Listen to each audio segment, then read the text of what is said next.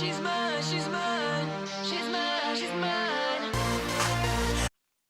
Hello, and welcome to Lizzie Talks. Today, my top 10 are the top 10 Real Housewives of. I love this series of the Real Housewives. I have a strong passion for different housewives. Some of them I love to hate, and some of them I just love to love. And through my top 10, you'll find out who I love to hate and who I love to love. Number 10, Teresa, from the Real Housewives of New Jersey. I enjoy to love to hate Teresa. It's really hard not to say Teresa, because it's the accent there. But I love to hate Teresa Giudice. I'm still not sure of whether or not how their surname was pronounced was confirmed. So I'm just going to say Teresa G.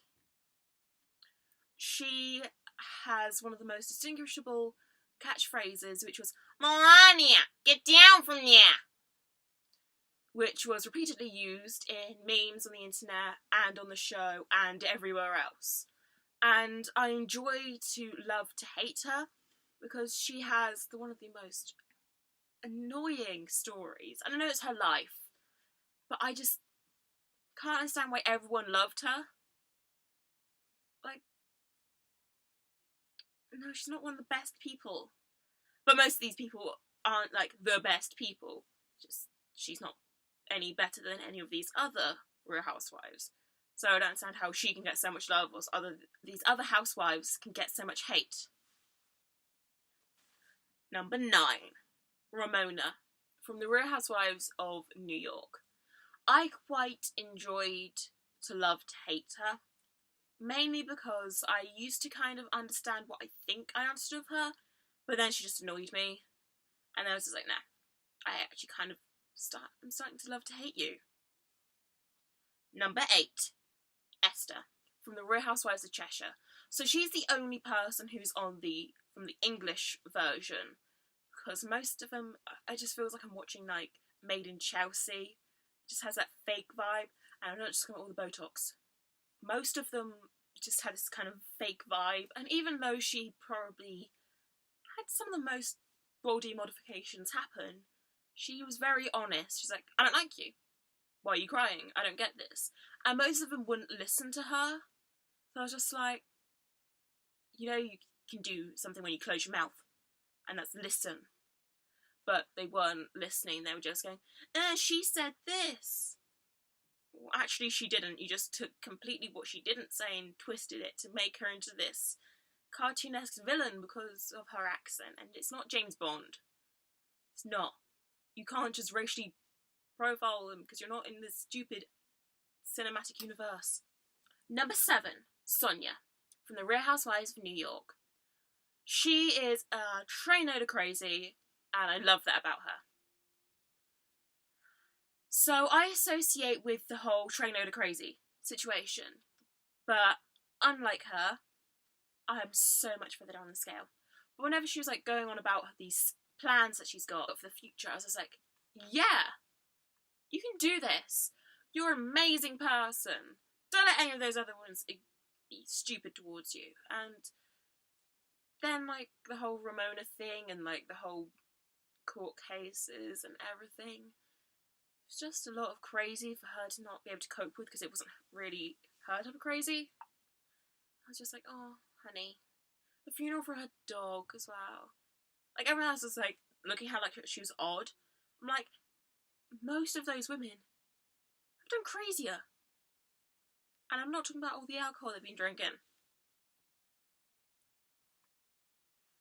I just, it's a funeral for something that she has loved for years. If that was for one of your humans that you keep, I don't know, husband or boyfriend or whatever, she wouldn't be giving you weird looks. You should accept it. Her dog has been there for her longer than most of you. So accept the funeral and move on. And accept the nice wine. Because that's what you're going to do anyway. Number 6, Caroline from the Real Housewives of New Jersey. I love Caroline in this because she is so nice and family orientated until someone attacks one of her cubs, and then she'll rip your face off, which was lovely because it's nice to see a good mama protecting her brood. How many other more animal analogies can I put in there? Basically, she's very protective of her family, and I love that. And the other women couldn't cope with it. I'm like, you're a housewife, and wife normally entails having children. Your children and your husband, you're like your main priority, not saying these little side crafty businesses generally. No matter if you're rich, you should be looking after your family. That's your priority. People who are going on for the future. It just frustrated me the way that they thought certain things she did wasn't right. I was like, she's lovely, she's one of the older ones, leave her alone. Or she's going to rip your face off with her vicious, vicious words. Number 5. Kathy from the Real Housewives of New Jersey. She is lovely, and I love her and her husband's relationship. As he isn't really a housewife, because he's a husband, and I can't really say that I love him, but he has some of the best lines throughout the whole series. So let's focus back on Kathy. She is lovely and wonderful, and her cannolis are amazing apparently, but I've never eaten them, but I'm going to assume they're lovely. And she's a wonderful person, and she's really, really nice. That's why she didn't survive that long in the series, and her husband did. But they're lovely, and she's lovely and wonderful, and sometimes very snarky, but mainly a lovely, wonderful wife and mother, and oh, she's adorable. Little cannolis. I'm just imagining her like a unicorn, but with a cannoli as instead of a horn.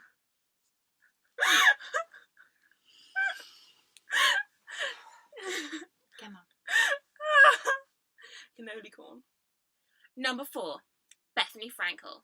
She is wonderful, amazing, and one of the most down-to-earth Real Housewives. She has one of the greatest businesses, in my opinion, and she loves her daughter more than anything, which I feel like some of the other housewives don't really think about. So like, oh, I'm on this show, also got my business, also got my husband, and you're like, you got like God knows how many children over there, right? She loves her daughter more than anything, which is lovely, which some of the other housewives need to take tips from.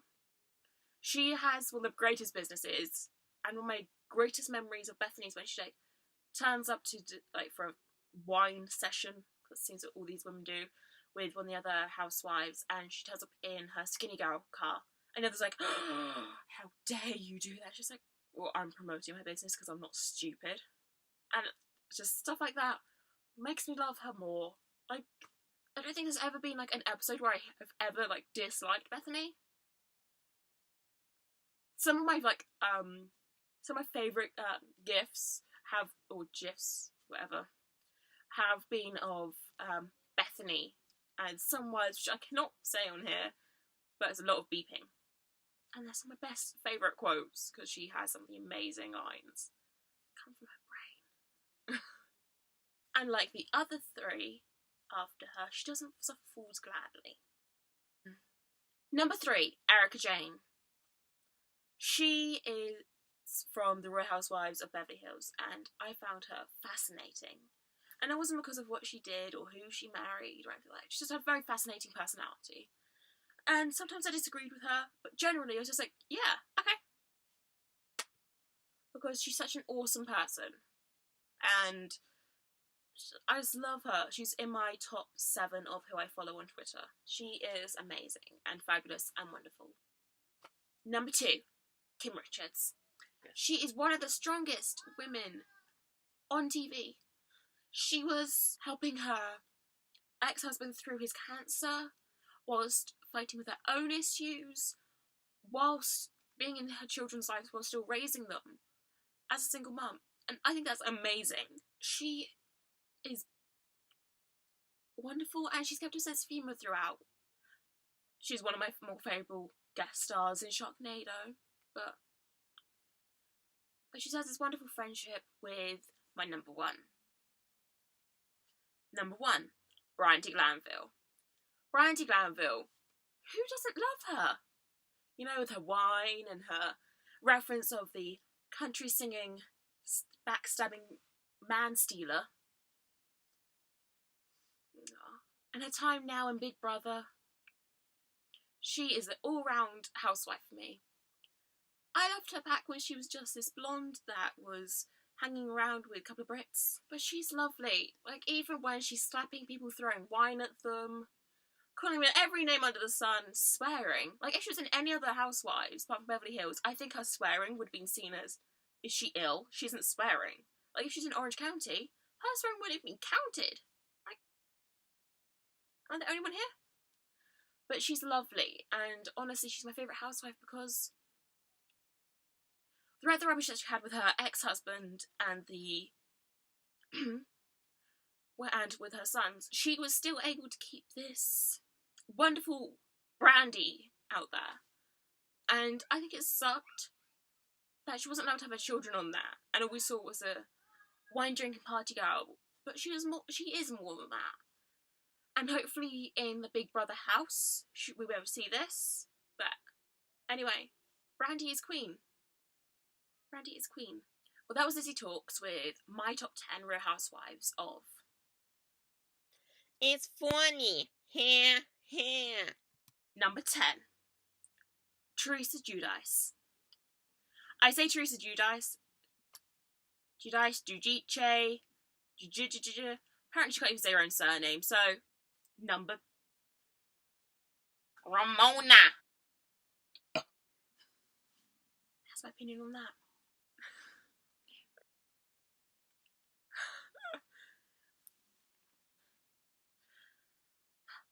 Because most of the bad guys in like, James Bond are either Russian or German. And then most things are English with a posh accent like you. I'm good for being a villain.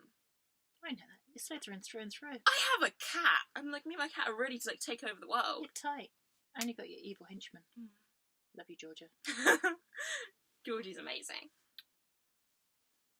So did she have the same amount of letters, but just sounds slightly shorter? Because instead of Georgia, it's Georgie. So it sounds slightly less. It makes her sound a bit more approachable. Yeah, it's like, oh, this is Georgie. And she's just like, no, don't come near me or I'll fight you. Absolutely. But I was like, oh, yay. Vicious, vicious words. I like vicious, vicious words. As I like the phrase vicious, vicious words. And sister, her and Rosie's relationship. She's just all-rounded adorable person. Brits and blondes I really hate. So 2 Bs. Brits and blondes. No one beats Brandi.